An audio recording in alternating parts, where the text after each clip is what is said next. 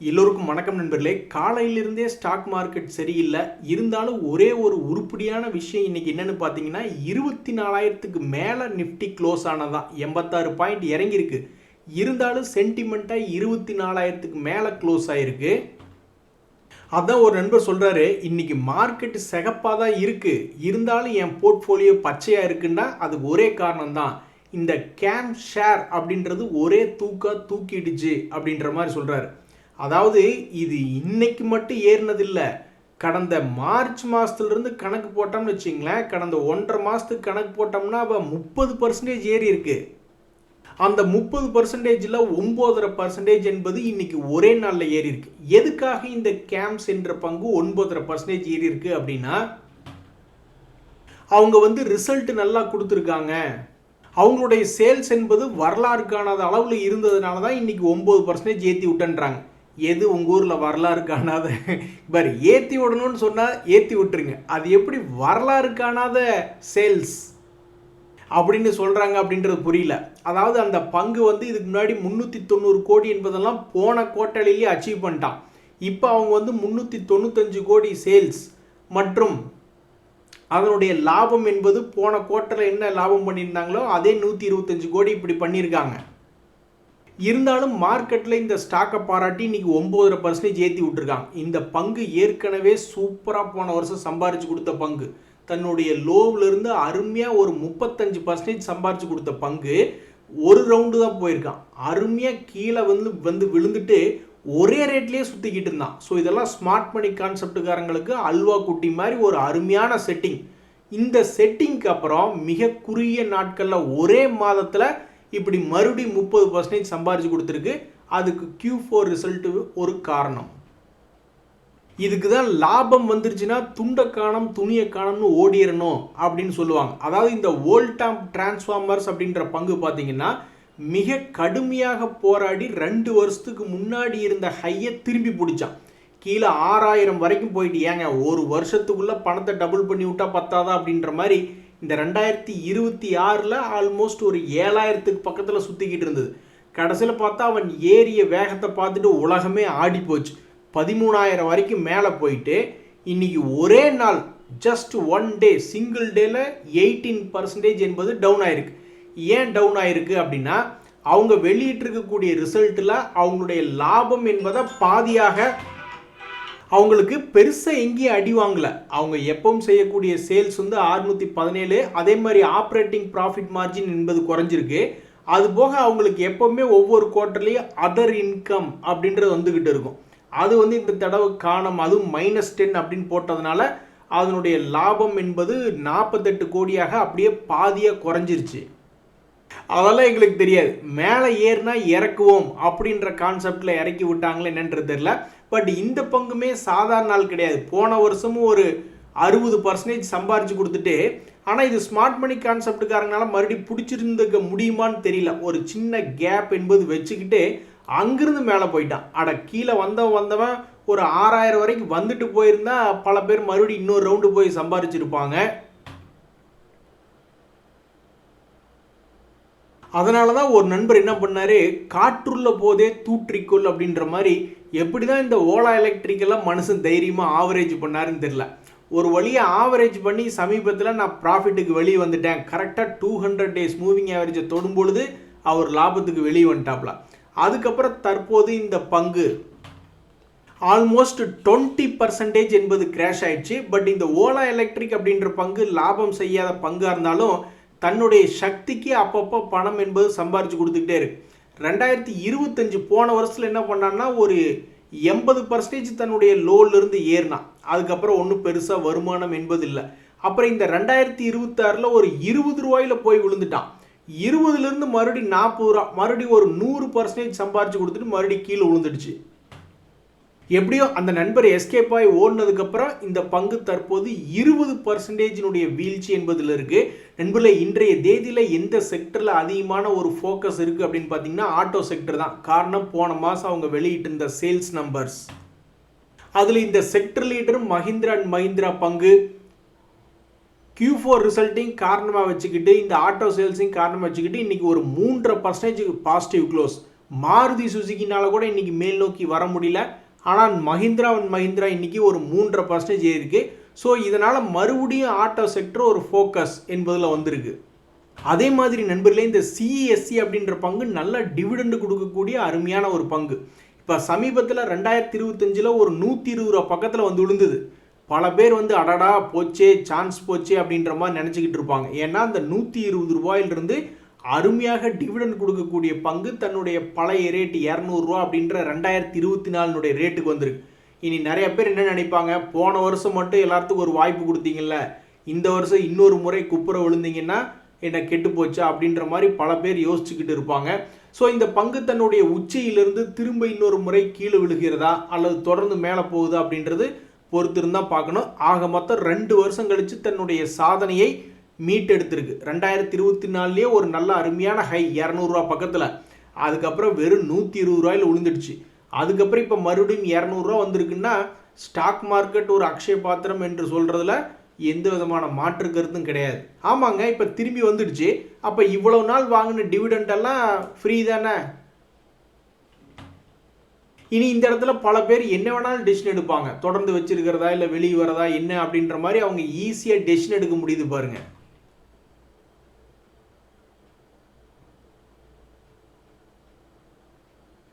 அப்படி எதை பார்த்து என்னையெல்லாம் கல்யாணம் பண்ணிக்கிட்டு அப்படின்னு வீட்டம்மா கிட்ட கேட்டோம்னா, அப்பா அம்மா சொன்னாங்கன்னு உன்னையெல்லாம் கட்டினேன், இல்லைன்னா உன்னையெல்லாம் எதுக்கு கட்டுறோம் அப்படின்ற மாதிரி தான் பதில் என்பது வரும். அது மாதிரி தான் இந்த ஒரு ட்ரோன் கம்பெனி கிட்டத்தட்ட ஒரே மாதத்தில் 100%, அதாவது 1 லட்சம் என்பது 2 லட்சமாக ஒரே மாதத்தில் மாறிவிட்டது. 400 ரூபாய் இருந்த பங்கு 800 ரூபாயாக மாறியிருக்கு. எப்படி அப்படின்னா வேற ஒன்றும் கிடையாது, அது ப்ராஃபிட் மேக்கிங்காக சமீபத்தில் ரிப்போர்ட் கொடுத்துருந்தது. அப்படி அது ரிப்போர்ட் ப்ராஃபிட் மேக்கிங்காக கொடுக்கும்னு பல பேர்த்துக்கு முதல்லையே தெரிஞ்சிருக்கும். அந்த ரிசர்ச் அனலிஸ்ட், ஈக்விட்டி அனலிஸ்ட்டுகளுக்கெல்லாம் என்ன வேலை, அவங்களுக்கு எப்படி ஆர்டர் கிடைக்குது அப்படின்னு நிறைய இன்வெஸ்டர் ப்ரெசன்டேஷன், இன்வெஸ்டர் மீட்டிங் அல்லது வேறு விதமாக எப்படியெல்லாம் ஆர்டர் கிடைக்குதுன்னு அவங்க அனௌன்ஸ்மெண்ட் பண்ணும்போது நோட் பண்ணி வச்சுக்கிட்டு இந்த கம்பெனி இப்போ வருமானம் வரும்னு முதல்லையே தெரிஞ்சு வச்சுருப்பாங்க. ஸோ ஆக மொத்தம் டிசம்பர் 2025 அறிவிப்பு எப்போ வந்தது, இந்த வருஷம் ஜனவரி மாதத்தின் போது அவங்க வந்து 2025 டிசம்பர் குவார்ட்டர்னுடைய ரிசல்ட் வெளியிட்டிருந்தாங்க. அப்போ கூட அது 400 ரூபாயில் தான் இருந்தது. ஆனால் அவங்க ரிசல்ட் கொடுத்த பின்பு கிட்டத்தட்ட ஒரு 2 மாதத்தில் எப்படியோ அவங்களுக்கு நிறைய பேர்த்துக்கு தகவல்கள் என்பது வந்துடுது. ஓகே, அவங்க இந்த அளவுக்குலாம் லாபம் பண்ணுவாங்க, அப்படி பண்ணுவாங்க, இப்படி பண்ணுவாங்கன்ற தகவல் வந்து நிறைய பேர்த்துக்கு வந்துடுது. ஸோ ஏப்ரல் மாதம் ஸ்டார்டிங்கில் அந்த பங்கு ஏற ஆரம்பிச்சிருக்கு. அது இப்படியும் கூட இருக்கலாம், வாரில் வந்து ட்ரோன்ஸுக்கு அதிகமாக தேவையாக இருக்குது அப்படின்னு கூட நினச்சிருக்கலாம். அல்லது பொதுவாகவே ஸ்டாக் மார்க்கெட் ஏப்ரல் மாதத்தினுடைய துவக்கத்திலிருந்து ஏற தான் செஞ்சுது. அப்படி ஏற ஆரம்பித்து இந்த பங்கு ஒரு 320 ரூபாயிலிருந்து கொஞ்சம் கொஞ்சமாக ஏறி மே மாதத்தினுடைய தொடக்கத்தில் ஒரு 500 ரூபா வரைக்கும் தான் வந்தான். அதுக்கப்புறமே ரிசல்ட்டை காரணமாக வச்சுக்கிட்டு அந்த பங்கு இப்போ 800 ரூபா அப்படின்ற மாதிரி வந்துடுச்சு. ஸோ கரெக்டாக அந்த பங்கு ரிசல்ட் கொடுக்குறப்ப முக்கியமான ஒரு டேர்னிங் பாயிண்ட்லேருந்து, அந்த டேர்னிங் பாயிண்ட்லேருந்து கீழே விழுவானா மேலே வருவானா அப்படின்னு பார்த்துக்கிட்டு இருந்த நேரத்தில் அந்த ரிசல்ட் சீசனை காரணமாக வச்சுக்கிட்டு டேர்னிங் பாயிண்ட்லேருந்து மேலே போய்விட்டது. அதில் பாருங்க நண்பர்களே, இந்த ஐடியா ஃபோர்ஜ் மாதிரியே தான் இந்த டாடா டெக் அப்படின்ற பங்கும். அஃப்கோர்ஸ் இது லாஸ் மேக்கிங் பங்கு கிடையாது, இருந்தாலும் ஐபிஓ வந்ததுக்கப்புறம் தொடர்ந்து வீழ்ச்சி, தலையை குமிஞ்சு பார்த்துக்கிட்டே போய்கிட்டே இருந்திருக்கான். அப்புறம் ஒரு இடத்துல முட்டி மோதி ஒரு மாதிரி இந்த பங்கு செய்த சாதனை என்ன அப்படின்னு பார்த்தீங்கன்னா, தன்னுடைய வீழ்ச்சியை வந்து ஒரு இடத்துல நிறுத்தி ஒரு பேஸ் மாதிரி ஃபார்ம் பண்ணிக்கிட்டு இருந்தான். அப்படி பேஸ் மாதிரி ஃபார்ம் பண்ணதுக்கப்புறம் இந்த பங்குமே தன்னுடைய சமீபத்தினுடைய லோவில் இருந்து ஒரு 13%, என்ன ரொம்ப மோசமாக இருக்குது, நம்ம பார்த்ததுலேயே இது ரொம்ப கம்மியான பர்சன்டேஜாக தான் சமீபத்தில் பார்க்குறோம். ஏன்னா பல்வேறு பங்குகளை தன்னுடைய லோவிலிருந்து இப்போ ஒரு மாதத்தில் ஏறி வந்தது பார்த்தா 25-35 இருந்தது. இந்த பங்கு ஒரு 15% பக்கம் சமீபத்தினுடைய லோவிலிருந்து ஏறி ஒரு முக்கியமான டேர்னிங் பாயிண்டில் சுற்றிக்கிட்டு இருந்தது. அடிச்சாம் பாருங்க ரிசல்ட்டு. இந்த ரிசல்ட்டை காரணமாக வச்சுக்கிட்டு அப்படி என்ன ரிசல்ட்டுன்னு பார்க்குறீங்களா, அவங்க வெளியிட்டிருக்கக்கூடிய ரிசல்ட்டில் 1572 கோடி சேல்ஸ் என்பது இம்ப்ரூவ் ஆயிருக்கு. அதே மாதிரி 204 கோடி லாபம் என்பது இந்த ஜில்லாலேயே அவங்க பண்ணல. இதனால் என்ன ஆயிருக்குன்னா இட்ஸ் அ மிராக்கிள் அப்படின்ற மாதிரி டாடா டெக்னாலஜிஸ் பங்கு 5% ஏறி இருக்கான்.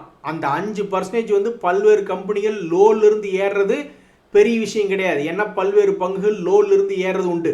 ஆனால் டபுள் ரேலி அப்படின்னு சொல்கிற மாதிரி அந்த டாப்பை பிரேக் அவுட் பண்ணி ஏறான் பார்த்தீங்களா, அதுதான் பெரிய விஷயம். அந்த வகையில் இந்த டாடா டெக்னாலஜிஸ் வந்திருக்கக்கூடிய சமீபத்தினுடைய உச்சத்திலிருந்து உச்சத்துக்கு மேலே உச்சமாக இன்னொரு 5% இன்னைக்கு ஏறி இருக்கான் பார்த்தீங்களா, இதுதான் மிகப்பெரிய ஒரு செய்தி. ஸோ பல்வேறு பங்குகள் லோலிருந்து ஏறிடுறான். நம்ம சம்டைம்ஸ் லாஸ் அப்படின்னு நினைக்கக்கூடிய இடத்துல தான் வெல்த் அப்படிங்கிறது, அதாவது சொத்து உருவாகக்கூடிய இடம் அப்படின்னு பார்த்தோம்னா இருக்கிறதுலையே மலிவாக கிடைக்கக்கூடிய இடத்துல இருந்து தான் அப்படின்றதுல எந்த விதமான மாற்று கருத்தும் இல்லை. இப்படித்தான் இந்த ஸ்விக்கி அப்படின்ற பங்கு ஒரு மலிவான இடத்துல கிடக்கிறான். இனி இங்கிருந்து தொடர்ந்து மலிவான இடத்துக்கு போகிறதா அல்லது திரும்பி மேலே வருதா அப்படின்றது தெரில. ஸோ இந்த பங்குமே சமீபத்தில் ஒரு குறிப்பிட்ட இடத்துல இருந்து ஒரு சின்ன ரெசிஸ்டன்ஸ் பாயிண்ட் அப்படின்ற இடத்துல வந்து ஒரு ட்ரிகர் பாயிண்டில் சுற்றிக்கிட்டு இருக்கு.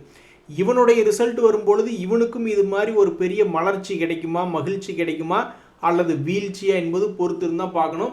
ஆக மொத்தம் ஸ்விக்கி அப்படின்ற பங்கு தற்போது அவன் இருக்கிறதுலே ஒஸ்ட் கேஸ் என்ன, சமீபத்தில் எவ்வளவு மோசமாக இறங்கினான்னா 28% இறங்கியிருந்தான் தன்னுடைய 200 days மூவிங் ஆவரேஜ்லேருந்து. அதுக்கப்புறம் ஓரளவுக்கு ஒரு கொஞ்சமாவது ஒரு 14% ஏறி வந்துச்சு. இப்போ வந்து என்ன ஆயிருக்கு அப்படின்னு பார்த்தீங்கன்னா தற்போதைக்கு அந்த பங்கு ஒரு 23% மோசமான, அதாவது இருக்கிறதுலே மோசமான இடங்களில் தான் இந்த ஸ்விக்கி என்பது இந்த வருஷத்தில் ட்ரேட் ஆகிட்டு இருக்கு. இனி ஆண்டவன் தான் காப்பாற்றணும், ஒரு சின்ன ரிலீஃப் ரேலியாவது கொடுக்கக்கூடாதா ஆண்டவா அப்படின்னு பார்த்துக்கிட்டு இருக்காங்க. அதே மாதிரி நண்பர்களே இன்னொரு பங்கில் என்ன ஒரு செய்தி அப்படின்னு பார்த்தீங்கன்னா இந்த பதஞ்சலி ஃபுட்ஸ் அப்படின்ற ஒரு பங்கு. என்னப்பா அது பதஞ்சலி ஃபுட்ஸ் அப்படின்னு நம்ம பேசிக்கிட்டு இருப்போம். ஆனால் அதனுடைய மார்க்கெட் கேபிட்டல் போய் எடுத்து பார்த்தோம்னு வச்சுங்க 49,721 கோடி. ஆனால் இப்படி இருக்கக்கூடிய பங்கு மிகவும் கொடுமையான மோசமான ஒரு சரிவில் இருக்குது. 2025 கூட இந்த பங்கு கீழே விழுந்ததுக்கப்புறம் ஒரு ரவுண்டு 2 ரவுண்டு என்பது போயிட்டு வந்துடுச்சு. ஆனால் இந்த 2026 உழுகுறான் உளுந்துக்கிட்டே இருக்கான். அப்படி என்னப்பா நீ பாவம் பண்ண, ஏன் இப்படி உளுந்துக்கிட்டே இருக்க அப்படின்ற மாதிரி நம்ம போய் அந்த பங்கினுடைய குவார்ட்டர்லி ரிசல்ட்ஸ் எடுத்து பார்க்குற ஏதாவது லாஸ் மேக்கிங் கம்பெனியானா கிடையாது. அது வந்து ஒரு லாபம் செஞ்சு கொண்டு இருக்கக்கூடிய ஒரு பங்கு. இப்படி இருக்கக்கூடிய நேரத்தில் இந்த பதஞ்சலி ஃபுட்ஸுக்கும் ரிசல்ட் அப்படின்றது வரப்போகுது. இப்போ வரைக்கும் இந்த ரிசல்ட் வரல. ஸோ இந்த ரிசல்ட் சீசனில் இந்த பங்கு என்ன செய்ய போகிறது அப்படின்றது பொறுத்திருந்து பார்க்கணும். 2023 சம்பாரிச்சு கொடுத்துட்டான், 24 சம்பாரிச்சு கொடுத்துட்டான், 25 சம்பாரிச்சு கொடுத்துட்டான். ஆனால் இந்த பங்குக்கு 2026 என்பது தற்போது வரைக்கும் ஒரு ராசி இல்லாத ஒரு வருஷமாக போய்கிட்டு இருக்கு. இந்த நேரத்தில் இந்த பங்கு இருக்கிறதுலே ஒரு ஒஸ்ட் கேஸ் சினாரியோ. சமீபத்தில் இப்படி தான் ஒரு எவ்வளோ பர்சன்டேஜ் இறங்கியிருந்தான் அப்படின்னு பார்த்தீங்கன்னா ஒரு 15% பக்கம் இறங்கியிருந்தான். அதுக்கப்புறம் மறுபடியும் ஒரு சிறிய ஏற்றம் என்பது இந்த பங்குல இருந்திருக்கு. இப்போ மறுபடியும் அதே மாதிரி ஒரு 15% இறங்கியிருக்கு. அடுத்து இந்த பங்கு என்ன செய்ய போகிறது? இது ஒரு வளர்ந்து கொண்டிருக்கும் கம்பெனியா, லாபம் செய்து கொண்டிருக்கும் கம்பெனியானா ஆமாம், லாபம் செஞ்சு கொண்டிருக்கக்கூடிய ஒரு பங்காக இருக்குது. ஸோ நிறைய பேர் வந்து மார்க்கெட்டில் ஃபாஸ்ட்டாக ப்ராஃபிட் கிடைக்குன்னு தேடிட்டு வர்றாங்க. சில பங்குகளில் கிடைக்குது, சில பங்குகள் இப்படி நீட்டி படுத்துறான். நண்பர்களே நம்ம அடுத்து பார்க்கக்கூடிய பங்குல இந்த எஸ்பிஐ கார்ட்ஸ் அப்படின்ற பங்கினுடைய வளர்ச்சி ஆரம்ப நிலையில தான் இருக்கா அல்லது எதிர்காலத்தில் இன்னும் அதிகமாகுமா அல்லது இதே பிஸ்னஸ் தான் போகுமா? ஒரு உதாரணத்துக்கு இவங்க வந்து கிரெடிட் கார்டு விற்கிறாங்கன்னு வச்சுங்களேன். வெளிநாடுகளெலாம் வந்து ஒரே ஆள் 2-3 கிரெடிட் கார்டெலாம் வச்சுக்கிட்டு அதில் எந்த கிரெடிட் கார்டில் என்னைக்கு ஒரு நல்ல டிஸ்கவுண்ட்டு ஆஃபர் வருது அப்படின்ற மாதிரி பார்த்து செய்யக்கூடிய வேலையை பண்ணிக்கிட்டு இருக்காங்க. நம்ம நாட்டில் வந்து யாராவது ஃபோன் பண்ணி உங்களுக்கு கடன் வேணுமா அப்படின்னு கேட்டால் கூட கண்டபடி அவங்கள பிடிச்சி நம்ம திட்டிட்டு தான் ஃபோனை வைக்கிறோம். ஏன்னா கடனில் போய் சிக்கிக்கிட்ட என்ன பண்ணுறது அப்படின்ட்டு. அதுலேயும் கிரெடிட் கார்டுனா நம்மளால ரொம்ப விவரமாக இருப்பாங்க. இந்த நேரத்தில் இந்த எஸ்பிஐ கார்ட்ஸினுடைய வருமானம் மார்ச் மாதத்தில் 609 கோடின்னு இன்க்ரீஸ் பண்ணி தான் காமிச்சிருக்காங்க. தன்னுடைய லாபம் 609 கோடிங்கிறது இன்க்ரீஸ் பண்ணி காமிச்சிருக்காங்க. ஆனால் என்ன பிரச்சனைனா 2023 3 வருஷத்துக்கு முன்னாடியே இது மாதிரி 600 கோடி 660 கோடிலாம் அச்சீவ் பண்ணிட்டாங்க. அப்போ இன்னும் கொஞ்சம் இன்க்ரீஸ் ஆயிருந்தால் எவ்வளவோ மகிழ்ச்சியாக இருந்திருக்கும். பட் இருந்தாலும் ரொம்ப டஃபஸ்ட்டு செக்டரில் அவங்க இருக்கிறதுனால எப்படியோ 609 கோடி அப்படின்னு ரிப்போர்ட் பண்ணியிருக்காங்க. அதுக்குன்னு வளர்ச்சி ரொம்ப அடையணும்னு சொல்லிட்டு ஏகப்பட்ட கடனை கொடுத்து அது குவாலிட்டி இல்லாத ஒரு ஆட்களுக்கு கடனை கொடுத்து அந்த பணமெல்லாம் திரும்ப வரலினா. ஸோ எது எப்படியோ இந்த எஸ்பிஐ கார்டு கடந்த 3 வருஷத்துக்கு முன்னாடி பண்ண அதே வருமானத்தை தான் பண்ணிக்கிட்டு இருந்திருக்காங்க. அப்போ இந்த பங்கு வந்து நான் வச்சிருக்கிறவங்க என்ன நினைப்பாங்க, சரி எப்பவும் நீ ஒரே வருமானம் தானே பண்ணிக்கிட்டு இருக்க, அப்படின்னா நீ எப்பவும் போல வழக்கம் போல ஏறி இறங்க வேண்டியது தானே அப்படின்ற மாதிரி யோசிச்சுட்டு இருப்பாங்க. சமீபத்தில் இந்த பங்கு ரொம்பவுமே மோசமான ஒரு வேலையை எப்போ பண்ணுச்சு அப்படின்னு பார்த்தீங்கன்னா, ஒரு 23% இறங்கிட்டு அப்புறம் ஒரு 13% சமீபத்தில் இந்த பங்கு எஸ்பிஐ கார்ட்ஸ் என்பது 23% இறங்கிட்டு 13% ஏறிருக்கு. எத்தனையோ பேர் 40% இறங்கிட்டு 40% ஏறி இருக்கான். சில பேர் வந்து டபுள் ரேலி கொடுத்துருக்கான். இழந்ததை மட்டும் மீட்டெடுக்கல, புதுசாக ஒரு உச்சத்துக்கு போயிருக்காங்க. ஆனால் இது என்னடான்னா 23% இறங்கிட்டு வெறும் 13% ரெக்கவரி ஆயிருக்கு. தற்போதைய நிலைமையில் பார்க்கும்போது இந்த பங்கு ரொம்பவுமே ஒரு ஒர்ஸ்ட் கேஸாக சமீபத்தினுடைய 200 டேஸ் மூவிங் ஆவரேஜ் இருந்து ஆல்மோஸ்ட் ஒரு 20% தள்ளி தான் ட்ரேட் ஆகிட்டு இருக்கு. இவனுடைய வாழ்க்கையில் ஏதாவது ஒரு திருப்பு முனை வருமா? சரி நண்பர்களே, இன்றைய தேதியெல்லாம் மார்க்கெட் ஏதோ ஒரு 80 பாயிண்ட் மைனஸில் க்ளோஸ் ஆனதே பெரிய விஷயம் இருக்கக்கூடிய பேட் நியூஸ்களுக்கு அப்படின்ற மாதிரி தான் ஆயிடுச்சு. இன்றைய தகவல் அனைத்து உங்களுக்கு உதயம் எனக்கு மகிழ்ச்சி. ரொம்ப நன்றி, வணக்கம்.